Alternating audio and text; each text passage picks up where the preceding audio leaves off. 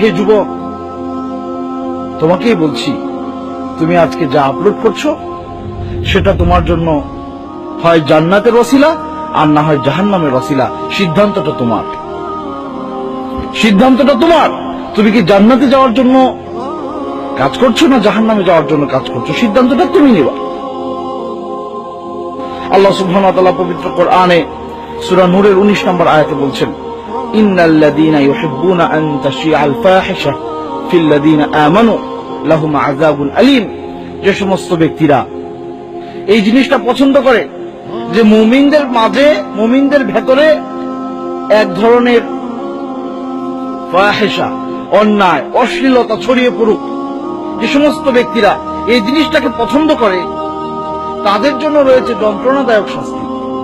সুতরাং যে সমস্ত ব্যক্তিবর্গ আজকে এই প্রযুক্তিকে কাজে লাগিয়ে অনলাইনে, ফেসবুকে, ইন্টারনেটে নানান ধরনের সাইট খুলে দিয়েছেন, পর্নোগ্রাফি থেকে শুরু করে যা মনে চাচ্ছে তাই দিচ্ছেন, আপনারা মনে রাখবেন, আপনাদের এই একটা মাত্র ছবি আপলোড অথবা একটা মাত্র লেখনী আপনি যেটা দিয়েছেন, যে লেখনী পরে মানুষ পথভ্রষ্ট হচ্ছে, পথ হারিয়ে ফেলছে, আপনার যে ছবিটা দেখে একজন যুবক সে তার যৌবনকে বিপথে কাজে লাগাচ্ছে, আর এই ছবিটা কিয়ামত পর্যন্ত যতজন মানুষ দেখবে, যতজন মানুষ এই আপনার লেখাটুকু পড়বে, কিয়ামত পর্যন্ত যত মানুষ আসবে তাদের অপকর্মের একটা অংশ আপনার আমলনামায় লেখা হবে, এতে কোনো সন্দেহ নেই।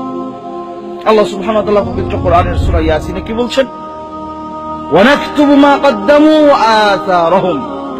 আর আমি লিখে রাখবো, আমি লিখে রাখছি তোমরা যা আমার কাছে পাঠিয়ে দিয়েছো জীবিত থাকতে।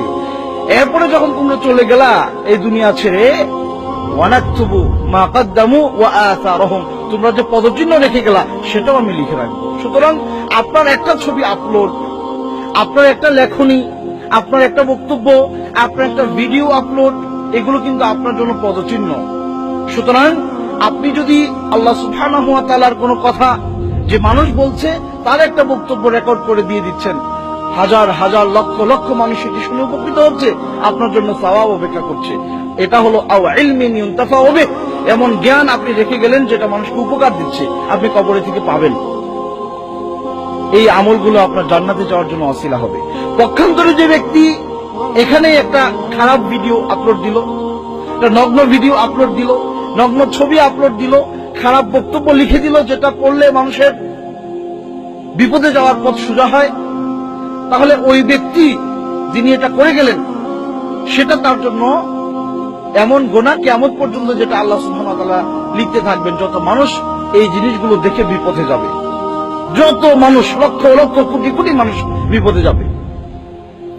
আল্লাহ সুবহানাহু ওয়া তাআলা পবিত্র কোরআনে তাই বলেছেন যে আমি লিখে রাখবো যা তোমরা আমার কাছে দুনিয়ায় থাকতে আমল যা করেছো সেটা, আর যা তোমরা পদচিহ্ন রেখে গিয়েছো সেটা আমি লিখে রাখবো, ভালো হোক খারাপ হোক। সুতরাং সাবধান, আল্লাহ সুবহানাহু ওয়া তাআলাকে ভয় করুন। আপনার কাছে মোবাইল ফোন আছে, ল্যাপটপ আছে, আপনি চাইলেই একটা কিছু পোস্ট করতে পারছেন, লক্ষ লক্ষ মানুষ সেটা দেখবে। সুতরাং সাবধান, আপনি সাবধান হয়ে যান। আল্লাহ সুবহানাহু ওয়া তাআলার সামনে কিন্তু এই একটি মাত্র আমল হয়তো আপনার জান্নাতে যাওয়ার ওসিলা হবে, আর না হয় জাহান্নামে যাওয়ার ওসিলা হবে। আপনি কল্পনাও করতে পারবেন না যে আপনার একটা মাত্র কথার কারণে কত লক্ষ লক্ষ মানুষ দিনের দিশা পেয়েছে, কত লক্ষ লক্ষ মানুষ দিন বুঝতে সক্ষম হয়েছে আপনার একটা মাত্র বক্তব্যে, আপনার একটা মাত্র কথায়, আর কত কোটি কোটি মানুষ আপনার একটা মাত্র কথা বা বক্তব্যে তারা পথ হারিয়েছে, আপনি কল্পনাও করতে পারবেন না। সুতরাং সম্মানিত উপস্থিতি, আসুন এই ব্যাপারগুলো আমরা খুব সতর্ক হয়ে, সতর্ক দৃষ্টিতে আমরা এই ব্যাপারগুলোকে কাজে লাগাই। আমরা তো মনে করছি একটা বক্তব্য আমি না দিয়ে দিলাম, সমস্যা কি? একটা ছবি না হয় আমি পোস্ট করলাম, এদের সমস্যা কোথায়? অনেক সমস্যা আছে। হয়তো এই জিনিসটাই আপনার জাহান্নামে যাওয়ার জন্য ওসিলা, আর না হয় জাহান্নামে আপনাকে নিয়ে যাবে। সুতরাং সিদ্ধান্তটা আপনার।